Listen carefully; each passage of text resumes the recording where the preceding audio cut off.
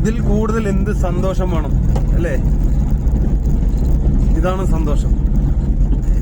എനിക്കും നമ്മുടെ ജീറ്റക്കൂട്ടനും ഇതുവരെ എത്താൻ പറ്റിയല്ലോ. ഇപ്പൊ റോഡിൽ നോക്കിയ പട്ടിക്കുട്ടികൾ നോക്കി.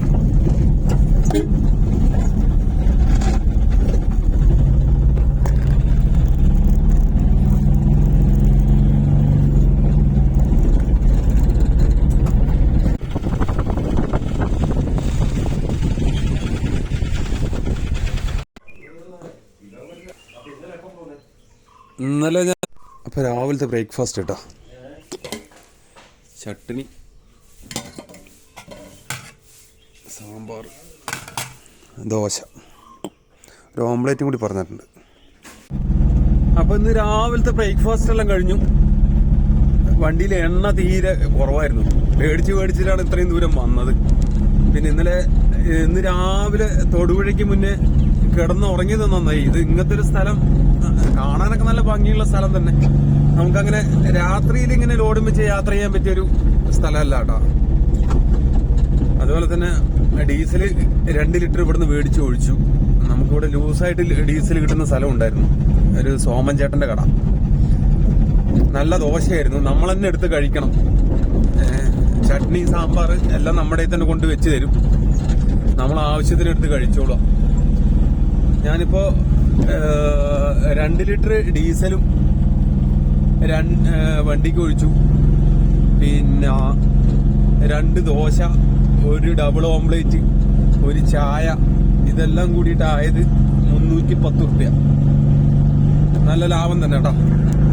വലിയ പൈസ ചെലവൊന്നും ഇല്ലായിരുന്നു രാവിലത്തെ ബ്രേക്ക്ഫാസ്റ്റ്.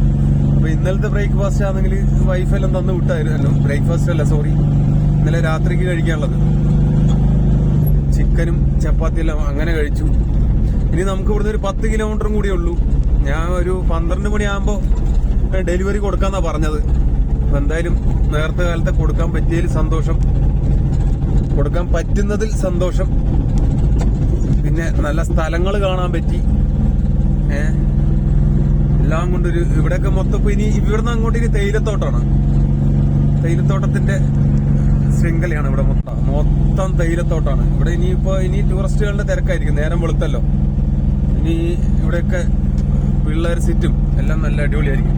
ഇവിടുന്ന് അങ്ങോട്ട് മൊത്തം വിഷ്വല് കിട്ടുന്നില്ല എന്ന് തോന്നുന്നു. എന്ന് വെച്ചാല് ഭയങ്കര വെളിച്ചാണ്. അങ്ങനെ നമ്മൾ വിചാരിച്ച പോലെ, നാട്ടിൽ നിന്ന് വിചാരിച്ച പോലെ വലിയ തണുപ്പോ കാര്യങ്ങളൊന്നും ഇല്ല. ഞാൻ മറ്റേ ഒരു സേഫ്റ്റിക്ക് വേണ്ടി ജാക്കറ്റും കാര്യങ്ങളൊക്കെ എടുത്തിട്ടാ വന്നത്. പക്ഷെ അതിന്റെ ഒരു ആവശ്യമില്ലായിരുന്നു. അങ്ങനെ ഒരു തണുപ്പോ കാര്യങ്ങളൊന്നും നമുക്ക് ഫീൽ ചെയ്യുന്നില്ല. അങ്ങനെ നമ്മൾ എത്തിയിട്ടാ, സ്പോട്ടിലെത്തിയിട്ടുണ്ട്. ലൊക്കേഷൻ തന്ന സ്ഥലത്ത് എത്തിയിട്ടുണ്ട്. ഇപ്പോൾ പാർട്ടി വിളിച്ചപ്പോൾ വരാന്നാ പറഞ്ഞേ.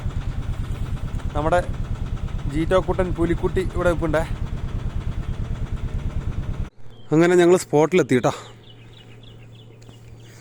നമ്മൾ പാർട്ടിക്ക് വേണ്ടി വെയിറ്റിംഗ് ആണ്. സ്പോട്ടിലെത്തിയിട്ടുണ്ടേ. ഇത് ശരിക്കും വാഗമണ്ണല്ല സ്ഥലം. വാഗമണ്ണിൽ നിന്ന് കട്ടപ്പന റൂട്ടിന് ഒരു 17-18 കിലോമീറ്റർ വീണ്ടും വരണം. ഇതാണ് കട്ടപ്പന റൂട്ട്.